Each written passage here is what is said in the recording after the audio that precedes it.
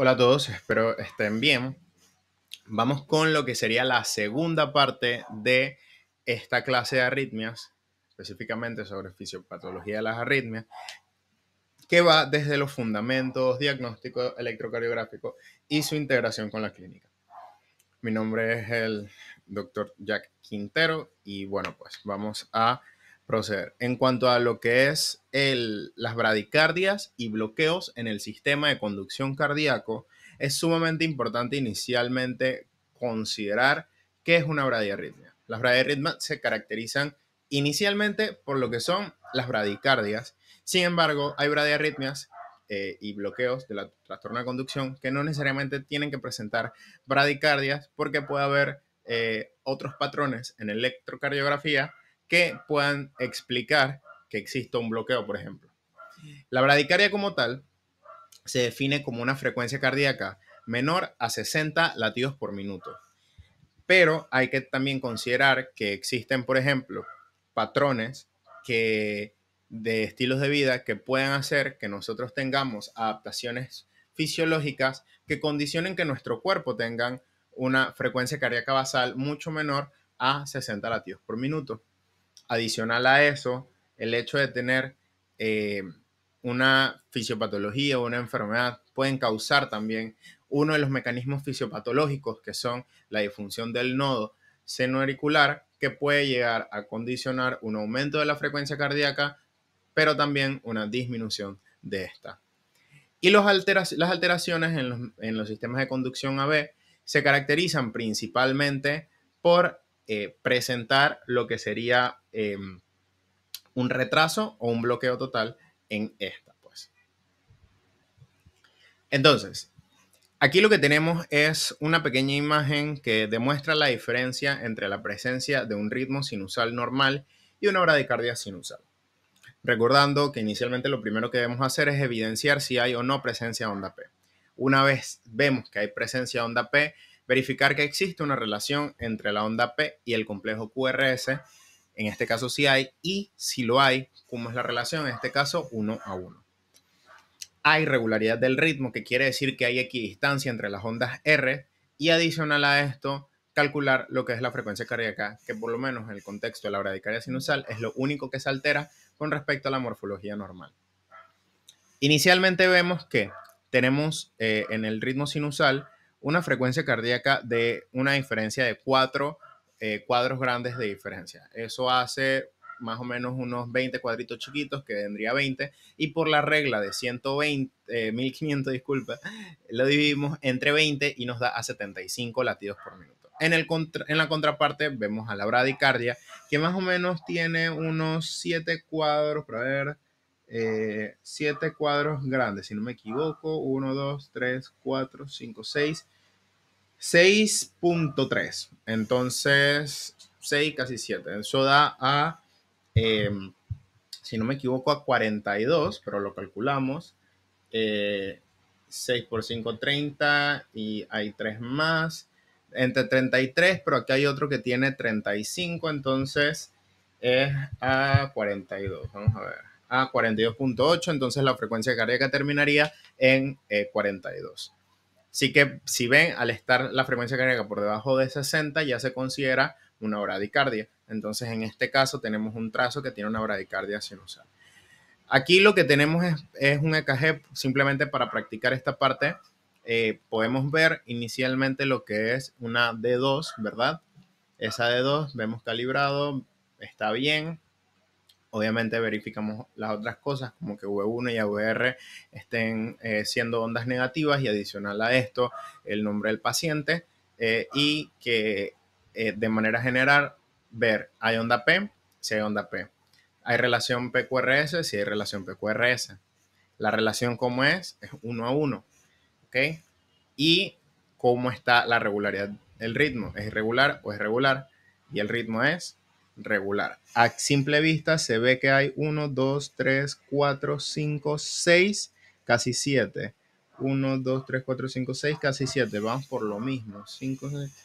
Ok, entonces tenemos una frecuencia, es regular, y más o menos está ahí 35, cuadritos chiquitos, por lo cual sería igual 42 latidos por minuto. No hay presencia de prolongamiento del PR. Si nos vamos a ver, en este PR está como entre 4 cuadros chicos y lo normal es de 3 a 4 cuadros chicos, considerando de que es una velocidad, es un tiempo de 0.12 a 0.2 segundos que tiene que medir ese PR. En el contexto de la infusión del nodo seno-auricular, tenemos que considerar que no siempre va a ser basado en la misma causa, es decir, que el hecho de que el nodo esté funcionando inadecuadamente no siempre va a estar basado en la misma causa. Algunas veces van a haber enfermedades que por mecanismos fisiopatológicos van a condicionar a que la frecuencia cardíaca sea menor, otras veces en que los medicamentos estén condicionando una disminución de la frecuencia cardíaca y otras veces en el síndrome del seno enfermo, pero esto es muy poco común en comparación. Medicamentos como por ejemplo la digoxina, que básicamente lo que hace es un cronotropismo negativo, pero hay otros medicamentos como los beta bloqueantes que también lo que pueden hacer es bloquear algunos que son cardioselectivos y otros que son no cardioselectivos, pero que atacan a todos los bloqueadores beta. Ellos pueden literalmente bloquear los beta 1 y esto condiciona una disminución de la frecuencia cardíaca. En condiciones fisiopatológicas tenemos, por ejemplo, enfermedad hepática avanzada, la hipotermia, hipotiroidismo, que son condiciones variadas que pueden generarlo, pero dentro de las más comunes que yo necesito que por lo menos una persona que esté dando el tema de fisiopatología cardiovascular, específicamente de las arritmias, domine es el tema de la hipervagotonía. La hipervagotonía puede darse principalmente a través de la estimulación del nervio vago, como por ejemplo a través de un masaje carotidio o al reflejo oculocardíaco, pero de igual manera también se puede hacer a través de lo que sería un síndrome de disautonomía, que un paciente que no regula autonómicamente y que esté con arcadas, etcétera, etcétera, que me condicionaría una estimulación por contigüidad en estos pacientes, pues. Entonces, en el infarto agudo del miocardio, a través del proceso de fibrosis, lo que sería un proceso de fibrosis a nivel de lo que es el nodo sinoauricular, y esto condicionaría un deterioro en lo que es la frecuencia con la que descarga este mismo. El aumento de la presión intracraneal, como algunos han escuchado, lo que es la tríada de Cushing, y esta tríada de Cushing es básicamente por aumento de la presión intracraniana y una contrarregulación hacia la presión y hacia la frecuencia cardíaca y la frecuencia respiratoria. O sea que es un paciente que se presenta con hipertensión, bradipnea y bradicardia.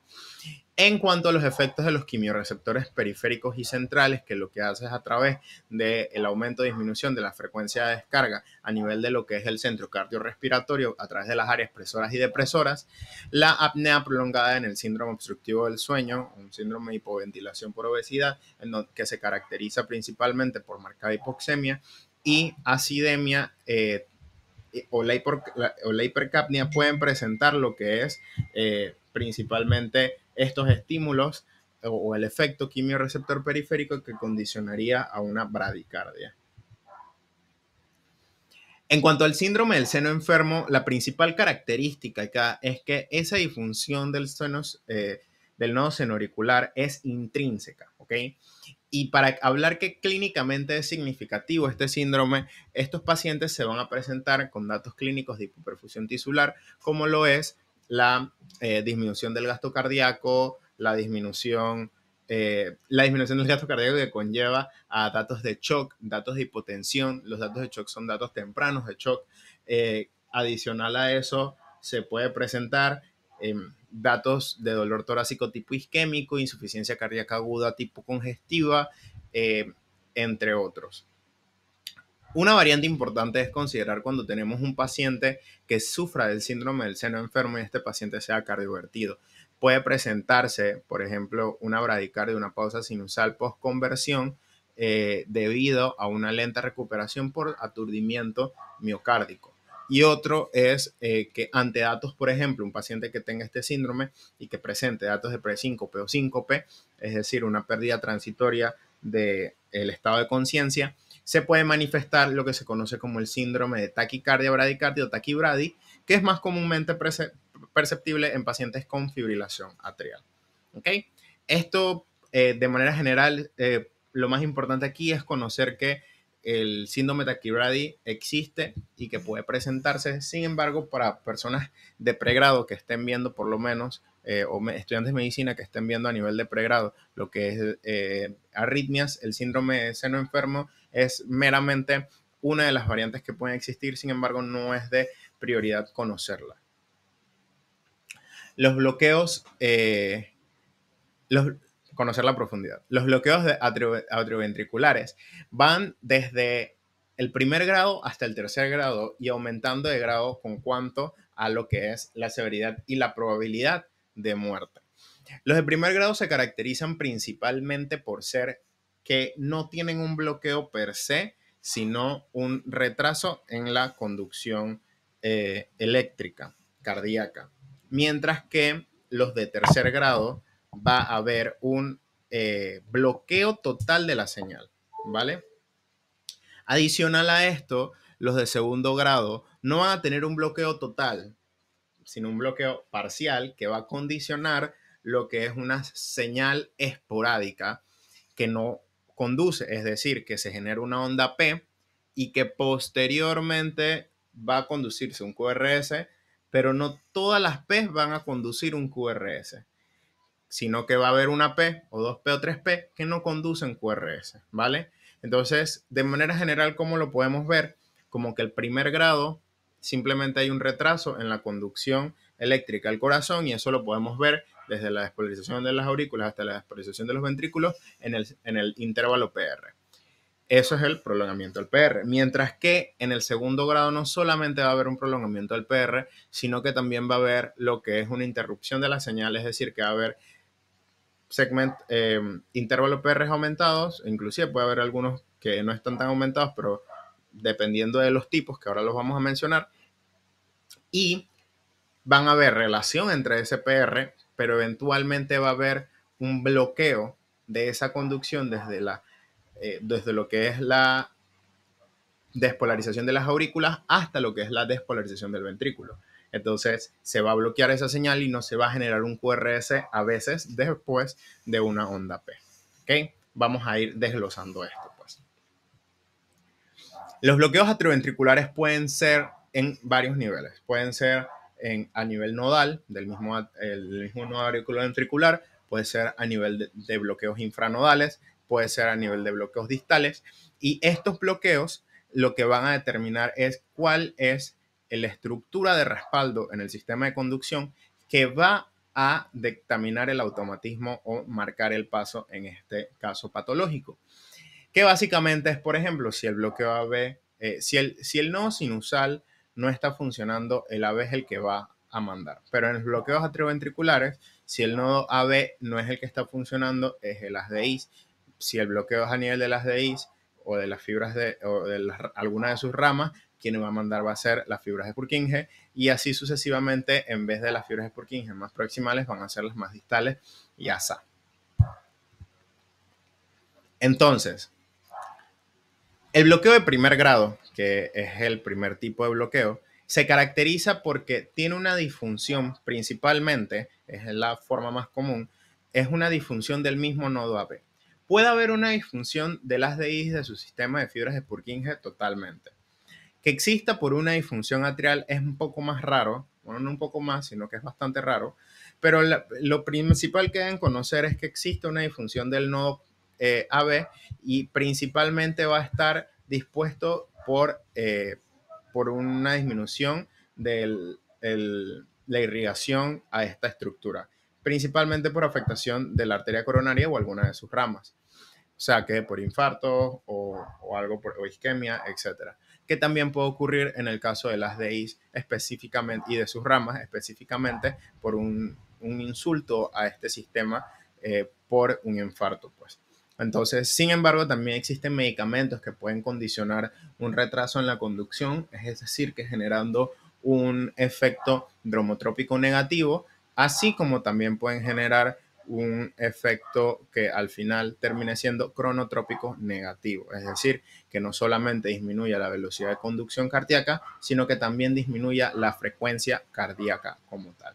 No todos los pacientes que presentan un bloqueo van a generar una bradicardia como tal, ya que la bradicardia está instaurada en base a la velocidad con la que se contrae el ventrículo, y hay pacientes que de por sí, digamos que tienen una velocidad en reposo de 80 y el bloqueo no es tan severo, es un retraso leve, y al final lo que va a hacer es que genere una frecuencia cardíaca basal con ese bloqueo de 60, ¿ok?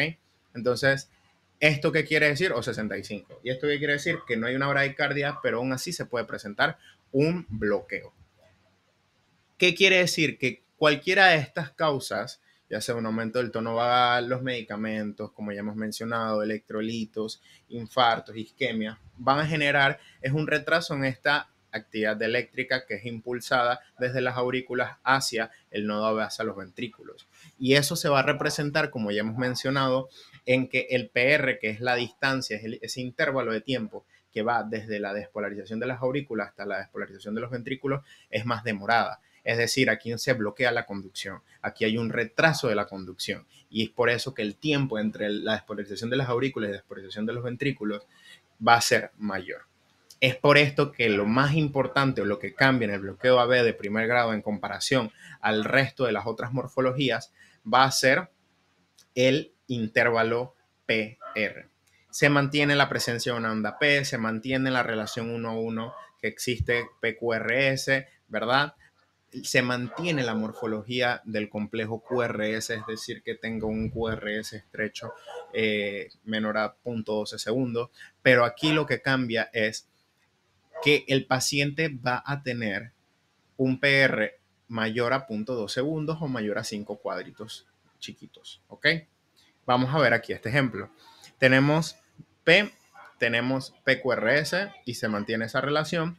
Y tenemos una relación en cuanto al contexto de este paciente que va a 1, 2, 3, 4 cuadros grandes con 5 cuadros grandes que correspondería a, a 25 cuadritos chiquitos. Si sacamos la frecuencia cardíaca, es exactamente de 60 entre 1500, entre 25. Este paciente, si ven, tiene 5 para adelante y para atrás, tiene 5 cuadritos eh, chiquitos, grandes que diga, entre cada R y R, es decir, que hay aquí distancia. Hay onda P, hay aquí distancia, hay relación 1-1, pero el PR y la frecuencia está en 60. O sea, técnicamente está en el límite inferior, por lo cual no se considera una bradicardia como tal.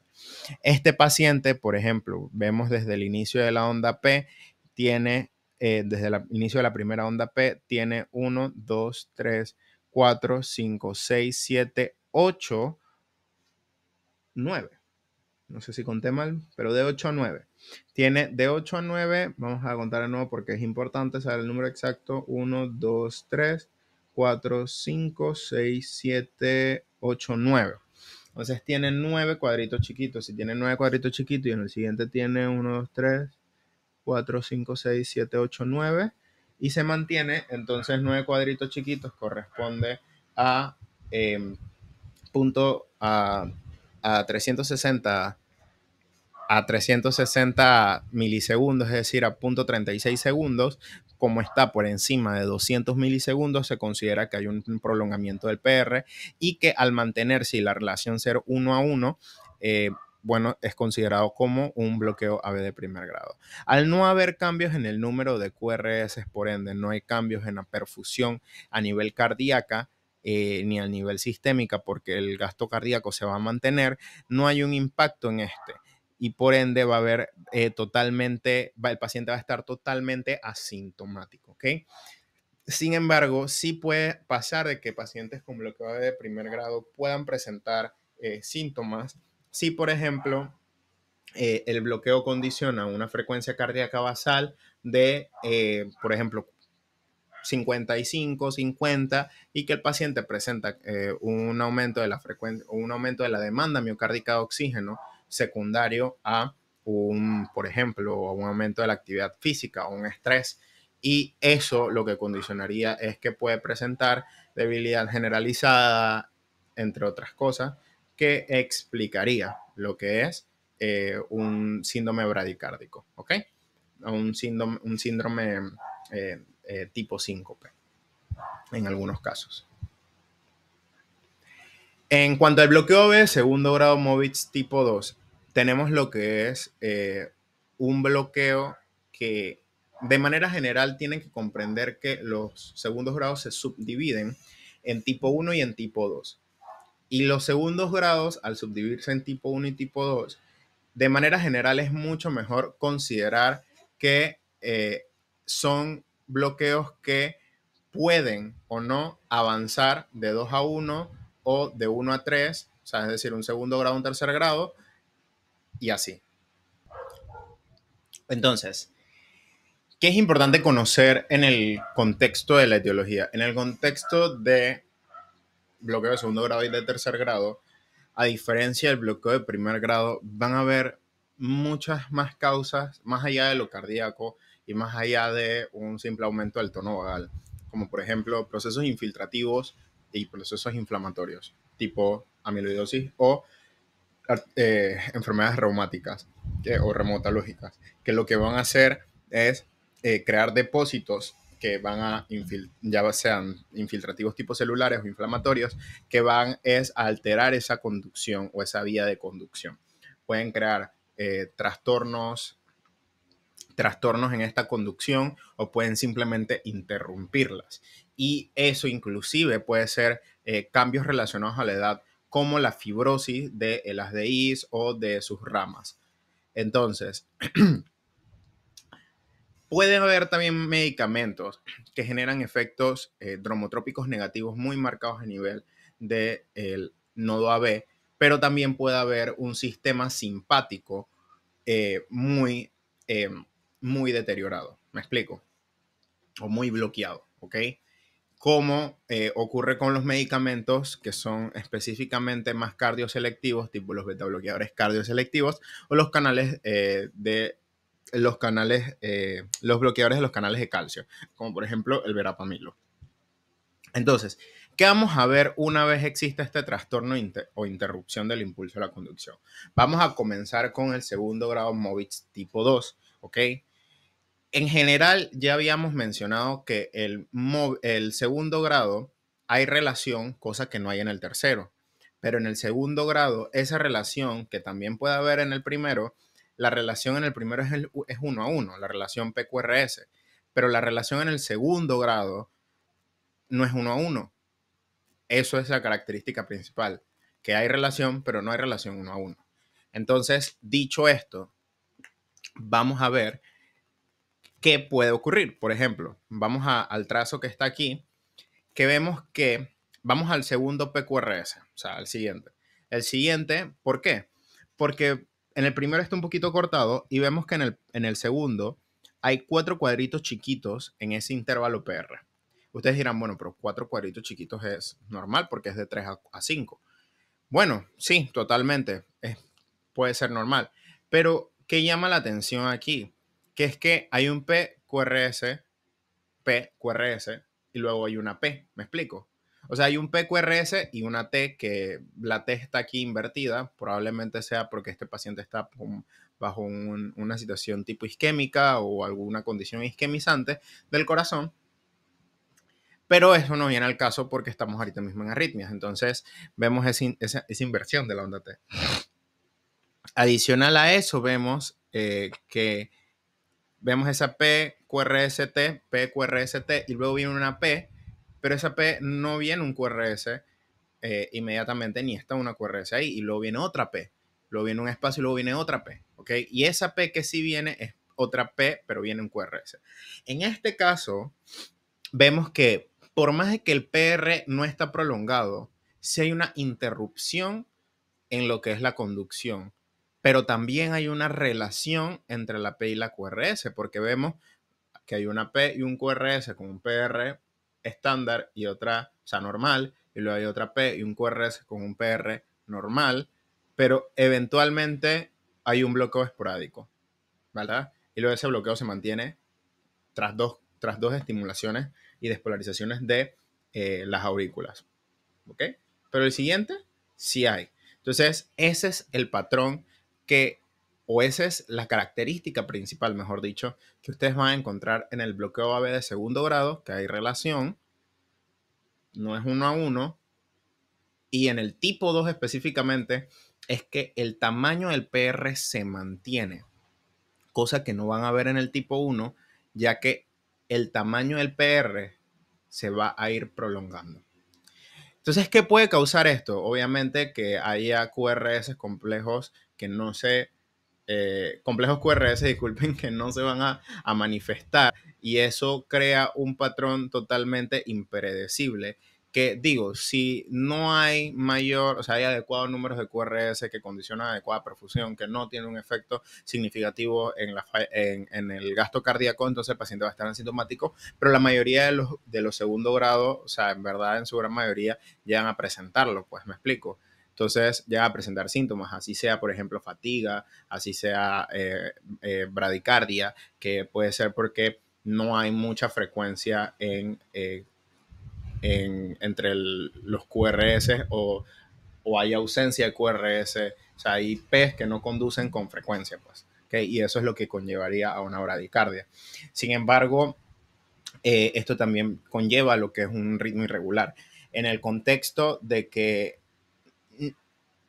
generen QRS, o sea, muy poco QRS que condiciona al final una perfusión cardíaca inadecuada, obviamente vamos a hablar de que el corazón no va a tener esa capacidad de responder a lo que es la demanda miocárdica de oxígeno. Y por ende, el gasto cardíaco al estar disminuido conlleva lo que es fatiga y falla cardíaca. Pero adicional a eso, esa disminución del gasto cardíaco conlleva a una hipoperfusión tisular. Órganos como el cerebro van a hacer que se presente presíncope o síncope, y órganos como el corazón que se presenten datos de angina. ¿Ok? Entonces, es importante mencionar que estos segundos grados igual pueden evolucionar a un tercer grado y que dependiendo del nivel de bloqueo pueden o no presentarse datos a nivel de lo que es la electrocardiografía, como por ejemplo, si el bloqueo es, que en su gran mayoría el nivel del bloqueo es en un 80% por debajo de las DI, es decir, a nivel de las ramas de las DI, puede presentarse con un QRS ensanchado, que es un QRS que mide en distancia, en tiempo, que diga punto 12 o más. ¿Ok? Entonces, el nivel de bloqueo a este, que es el 80%, tiene un QRS ensanchado y se puede ver con una morfología característica que se las voy a mostrar dentro de un rato después de explicarle el tipo 1.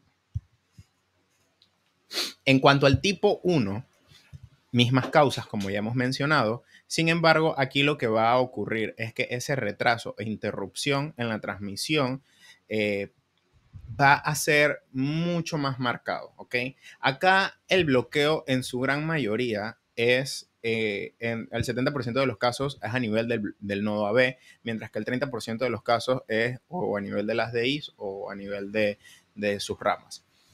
Esto va a condicionar un PR, una prolongación de ese PR progresivamente. Es decir, que inicialmente estamos hablando, ¿hay relación PQRS? Si hay relación PQRS, hay P, si hay P, ¿me explico? Pero esa relación no va a ser 1 a 1, igual en todos los segundos grados. La diferencia es que ese PR no se va a mantener en la medida, pues me explico. Es decir, que si en el Movitz tipo 2 hablamos de que el PR se mantenía 4 cuadritos chiquitos, me explico, que medía punto 16, punto 16, punto 16, punto 16. Ahora no va a ser así, ahora va a ser un PR de, de punto 16. Disculpen, un PR de punto 16, luego un PR de punto 2, luego un PR de punto 4, luego un PR de punto 45, me explico, o sea, van aumentando y luego, boom, cae, hay una P, pero no hay un QRS, que eso es lo característico, pues que eventualmente hay interrupciones. Entonces, esto es lo que caracteriza a lo que es el segundo grado, pero el tipo 1 o Movitz 1. Y obviamente vamos a hablar básicamente que aquí son manifestaciones bastante marcadas, pues, o sea, en este contexto. El bloqueo de rama derecha se manifiesta principalmente morfológicamente por tener una forma casi que de M o de un conejito en V1, orejitas de conejito en V1. Algunas veces lo quieren ver de esa manera un poquito más didáctica. Yo lo veo como una M porque me gusta la mnemotecnia de Morrow. M inicialmente y termina en la última deriva en V6 con la W. Y ese es en el derecho porque es con RR en el medio. Morrow tiene una RR en el medio. M-O-R-R-O-W. Comienza con M, termina con W, R, right, derecho. Y William para el izquierdo, que es, comienza con W, William, termina con M, William, y en la mitad está una LL que es left, izquierdo, ¿ok? Y esa es la forma de yo acordarme. Igualmente, morfológicamente, otras personas lo que hacen es que identifican la presencia de que en ese QRS ancho de más de 0.12 segundos, lo que van a ver es una forma de cono. Y ese cono helado es lo que en V1 los hace sospechar de la rama izquierda. Adicional a esto tenemos lo que es el bloqueo AB de tercer grado o el bloqueo completo. La fisiopatología, la misma. La diferencia es el grado de severidad que existe. Inclusive hay personas que nacen con un bloqueo completo congénito. Usualmente puede ser inmune o estructural. Y esto lo que lleva es a una falta de la conducción desde a través del nodo auriculoventricular, el haz de His y sus ramas. Y lo que ocurre es que donde existe el bloqueo, obviamente quien va a llevar el paso o el marcapasos de el automatismo a nivel de lo que es los ventrículos va a ser la célula de conducción que esté disponible más distalmente. Es decir, si está bloqueado a nivel de la B totalmente, va a generarse sus P, sus P, sus P, sus P, pero el QRS va a generarse por otro lado y puede que lo genere el haz de His o puede que lo generen sus fibras de Purkinje. ¿Okay? Hay una disociación total entre una P y un QRS. La diferencia es que a veces es difícil, por lo menos en esta imagen, siento que no es tan característica, porque a veces puede confundirse, ¿ok? Pero lo marcado es que el prolongamiento del PR que ocurre en el tipo 2 de segundo grado, en el tipo 1, disculpen, de segundo grado, ese prolongamiento que ocurre es progresivo, o sea, se prolonga progresivamente. ¿Me explico? Al existir un prolongamiento progresivo, no lo confunden, no lo confundan con que hay por ejemplo, no hay relación, pues, primero en el QRS y dos, que esta P y este QRS tiene un PR de punto 36 y luego cuando sale otra P justo al lado de un QRS, no es punto 36 sino punto 16 y luego hay otro por allá, otro y que punto, me explico. O sea, ven usualmente que hay una P, puede que se conduzca un QRS como ocurre aquí, luego hay otra P, luego hay otra P, luego hay otra P, luego otro QRS. ¿Y qué característica es que usualmente estos QRS que se generan son usualmente anchos porque usualmente se generan esos QRS a expensas del automatismo de las células más distales del sistema de conducción cardíaco, que eso es lo que hace que sea más ancho. Entonces, ese es un hallazgo característico en el EKG, la disociación de la onda P y del QRS y el escape del ritmo que puede generar tanto anchos como cortos, pero usualmente los anchos hacen pensar de bloqueos debajo de las de His, ¿ok? Entonces, hay una falla de que desarrolla este escape de ritmo, que esto es lo que puede llegar a la sístole o muerte. Pero si el bloqueo está localizado por encima de las DIs, el complejo va a ser estrecho y si está por debajo va a ser ancho. Y esto puede llegar independientemente a que haya insuficiencia en cuanto a la perfusión, porque no hay suficientes QRS y por ende no hay suficiente QRS, no hay suficientes contracciones, no hay suficiente eyección de sangre, no hay suficiente gasto cardíaco. Y esa insuficiencia de gasto cardíaco puede llevar a hipoperfusión, tanto cardíaca como cerebral, angina presíncope, síncope, y puede llevar a tras un aumento de la demanda miocárdica de oxígeno o una demanda del aumento a nivel pulmonar, puede llevar a lo que es disnea o intolerancia al ejercicio. Estos pacientes, de igual manera, al tener, por ejemplo, si llegan a tener suficientes QRS y por ende suficientes datos de perfusión, no vaya a tener suficiente impacto sobre el gasto cardíaco y que sean asintomáticos. Puede pasar, pero también es muy poco común en pacientes con bloqueo AB de tercer grado.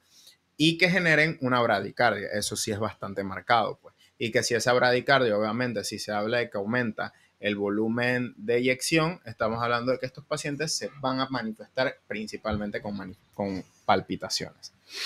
Entonces, vamos a ponerles unos de ejemplo. Bueno, posterior a hablar de esto, que es el manejo. El manejo se caracteriza en general de las bradicardias es, primero, determinar si la bradicardia es clínicamente significativa. Si la bradicardia es clínicamente significativa, hablamos de que hay datos de hipoperfusión tisular, ubicámonos en el punto 3. Estos datos de hipoperfusión tisular son básicamente la hipotensión, signos de shock temprano, alteración del estatus mental, molestia torácica isquémica, insuficiencia cardíaca aguda. Si este paciente tiene esto, hacemos un manejo. Si no, es decir, si tiene una bradicardia ya y no tiene un manejo, se controla y se observa. O sea, si no requiere manejo, se controla y se observa. Si tiene estos datos de hipoperfusión tisular, se tiene que manejar. La atropina es el fármaco por elección, considerando que el paciente tiene una inestabilidad por los datos de hipoperfusión. Entonces, a pesar de que sea un bloqueo o no sea un bloqueo, se tiene que iniciar por atropina simplemente por el hecho de que es lo que dictamina el algoritmo de que puede ser más eficiente en casos generales. Sin embargo, si un paciente tiene un bloqueo, eso no va a condicionar una mejora en el paciente, por lo cual, tras una dosis administrada de atropina, pasa un tiempo, el paciente no mejora, el paciente simplemente va empeorando, hay que considerar colocar lo que es una electroestimulación cardíaca transcutánea o parches transcutáneos para lo que sería un marcapaso transcutáneo y que lleve a través de los miliamperios y el monitor, pues. Sin embargo, esto no es permanente y si se espera que el paciente lo requiera por mucho tiempo, por lo menos durante la hospitalización, es importante considerar de manera aguda la colocación de lo que es un marcapasos o temprana, mejor dicho, de lo que es la colocación de un marcapaso intravenoso y pacientes que lo vayan a requerir permanentemente un marcapasos permanente, pues. Pero todo esto se hace a través de la consulta con el experto. De igual manera, si el paciente sí responde a atropina, hay que considerar que primero la dosis de atropina inicial, bolo, 1 miligramo, pero esta dosis se debe repetir cada 3 a 5 minutos hasta un máximo de 3 minutos mientras el paciente requiera este medicamento. Si el paciente por X o Y motivo se va descompensando, pero si vemos que responde a la atropina o hay que considerar que como la dosis de atropina máxima es 3 miligramos y que este paciente va a requerir un medicamento que le sostenga la frecuencia cardíaca, porque si no va a tener más hipoperfusión tisular, entonces hay que considerar lo que es una infusión intravenosa de dopamina y esto se pone a una dosis de 5 a 20 microgramos por kilo por minuto, pues. Se ajusta la dosis en función a la respuesta del paciente y se disminuye obviamente la dosis lentamente.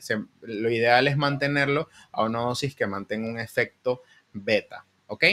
Entonces, una vez se tiene esto claro, hay que considerar igualmente otras cosas como cuál es la causa real de esto. Si el paciente tiene un bloqueo, si fuera un fármaco, hacer la historia y todo esto que pueda conllevar a determinar las causas de la bradicardia. Si hay una isquemia miocárdica, si hay un infarto miocárdico, si hay un fármaco que está condicionándolo, beta bloqueadores, bloqueadores de canales de calcio, digoxina, si es una hipoxia lo que está condicionándolo, si hay alteraciones hidroelectrolíticas como la hiperpotasemia, etcétera, ¿ok? Entonces, eso es sumamente importante. Así que vamos con los ejemplos. Aquí tenemos el caso de JM. Ella es una femenina de 75 años que acude para control de salud con antecedentes de hipertensión arterial, angina inestable, medicamentos amlodipino 10 miligramos cada día y aspirina 81 miligramos cada día junto a rosuvastatina 40 cada día. Sus signos vitales están normales, 145-90 de presión arterial, 18 respiratoria y una saturación de oxígeno de 96%. El paciente está bastante bien, así que vamos a verle su EKG. Bueno, en el EKG, ¿saben? primero, calibrado, nombre de paciente, todas esas cosas misceláneas, pero que son importantes. Vamos a verificar lo que es la presencia de onda P. Tiene onda P, algo me llama la atención. Algunas ondas P parecieran que tiene una morfología tipo P mitral. Eso lo podemos ver en otro momento. En estos momentos, para el contexto de la clase de arritmia, no abarca mayor relevancia, o no mucha relevancia, mejor dicho. Y veo que cada P conduce un QRS. Veo que hay regularidad del ritmo y aproximadamente unos 3 cuadros grandes y un poquitito más, casi 4 cuadros grandes, y está bastante regular. Y a simple vista se puede ver, pero igual lo podemos contar con calma. Adicional a eso, veo que la frecuencia cardíaca es más o menos como 75, ¿ok? No va más allá de 5 cuadros grandes. Entonces, ya con eso tenemos que puede ser un ritmo sinusal, pero vamos a ver si hay bloqueos. ¿Cómo es? La PR. Veo que el PR, desde el inicio de la P hasta el inicio de la R, veo que hay 1, 2, 3, 4. Está en el rango de 3 a 5, punto 16, en el rango de punto 12 a punto 2. Así que este paciente no tiene un prolongamiento del PR. Igualmente vamos a ver otros PRs, el que ustedes quieran. El paciente se mantiene con 4 cuadros chicos, por lo cual este paciente no tiene bloqueo, no tiene bradicardia, no tiene taquicardia, tiene un ritmo sinusal, pero llama la atención que cuando voy a ver, por ejemplo, V1, la V1, en vez de ser como usualmente es V1, que es una onda negativa, como pueden ver en VR, que también debería tirar negativa, pero ahí como que tiene una M, ¿verdad? En esa V1. Entonces, eso me hace sospechar de Morrow, y Morrow tiene una R en el medio, así que right, así que derecho, bloqueo derecho. Voy a V6 y veo una W, ¿verdad? Veo, es algo subjetiva esa W, pero casi que se ve, ¿verdad? La W desde el trazo de V6 sube a la T y luego, boom, sube nuevamente a la R del segundo complejo QRS de V6. Así que eso es lo que sería esa W de Morrow y esa M de Morrow con esa R en el medio de right, que indica bloqueo derecho. Así que esta paciente lo único que tiene es un bloqueo de rama derecha. Vamos con otro caso. TC masculino de 84 años acude por debilidad generalizada y vértigo de larga data, antecedentes de hipertensión arterial, medicamentos, iversartán, media tableta cada día, signos vitales con presión arterial de 155 milímetros de mercurio. Tiene una frecuencia respiratoria de 20 y una saturación de 92%, considerando la debilidad generalizada, que no tiene antecedentes de patología fibrótica o patrones restrictivos, y que no tiene una saturación en de 95 para arriba. Consideraría que este paciente, a pesar de tener 84 años, yo le pondría una cánula nasal inicialmente a unos 2 a 4, 2 litros por minuto, para poder tratar de mejorar lo que es esa oxigenación. De igual manera, tal vez esa no sea su causa de base. Ya tenemos un EKG aquí enfrente, y que podemos ver en el EKG a simple vista. Podemos ver que las PR están prolongadas, ¿verdad? Vámonos a la D2, por ejemplo. Vemos que la PR está prolongadísima a simple vista. Vemos que cada P conduce un QRS y pareciera que hay cierto grado de interferencia aquí, pero independientemente se ve y se evidencia clarito las P. Adicional a esto, hay regularidad del ritmo. Vemos que hay equidistancias entre las Rs, y adicional a esto mantiene una frecuencia cardíaca de 75 latidos por minuto. Si ven bien, hay 4 cuadros grandes entre cada cuatro. No, este tipo de papel tiene unos cuadrotes, luego unos cuadros grandes y luego unos cuadritos más chiquitos que están punteados. Entonces, eso tiene 2 cuadros grandes entre R y R, pero tiene 4 cuadros, tiene 2 cuadros grandotes entre R y R, y tiene 4 cuadros grandes entre R y R.